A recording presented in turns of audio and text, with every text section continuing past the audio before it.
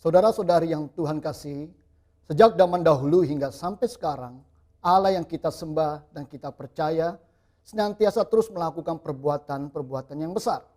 Dia Allah yang tak pernah berhenti ataupun lalai dalam mengerjakan kebaikannya atas kehidupan setiap kita sebagai orang percaya.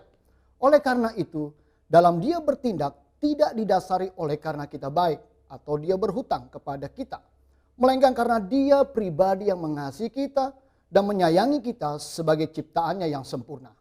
Kita saat ini dihadapkan dengan persoalan dan masalah yang besar.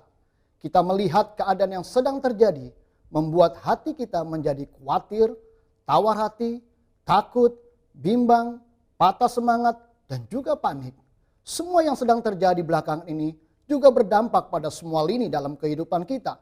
Baik kita yang usaha, kita sebagai pembisnis, kita yang sebagai karyawan, pengusaha, guru, pegawai negeri, dan seterusnya.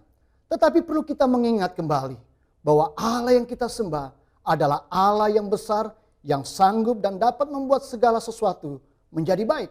Dia Allah yang besar, dapat diandalkan untuk mengatasi kekacauan juga bencana yang tengah kita hadapi. Firman Tuhan yang terambil dalam kitab Ulangan pasal yang ke-9, ayat yang ke-26, di sana dikatakan, "Dan aku berdoa kepada Tuhan, kataku, ya Tuhan Allah, janganlah musnahkan umat milikmu sendiri, yang kau tebus dengan kebesaranmu, dan yang kau bawa keluar dari Mesir dengan tangan yang kuat." Seringkali kita berorientasi kepada apa yang sedang menimpa kita, dan apa yang sedang kita alami. Kita menganggap masalah yang tengah kita hadapi sungguh sangatlah besar. Saya mau sampaikan kepada setiap kita semua, bahwa kita memiliki Allah yang besar. Lebih besar dari apa yang sedang kita hadapi, juga yang sedang terjadi saat ini. Setidaknya ada 2 poin yang penting yang perlu kita ketahui bersama-sama. Yang pertama, jangan fokus kepada masalah walau memang itu sedang terjadi, tetapi tetaplah fokus hanya kepada Tuhan dan kerajaan-Nya. Lihatlah apa yang sedang Allah kerjakan di tengah-tengah keadaan yang sedang terjadi. Perhatikanlah perbuatan Tuhan yang sedang Allah demonstrasikan secara adikodrati, yaitu kuasanya dalam mengatasi keadaan.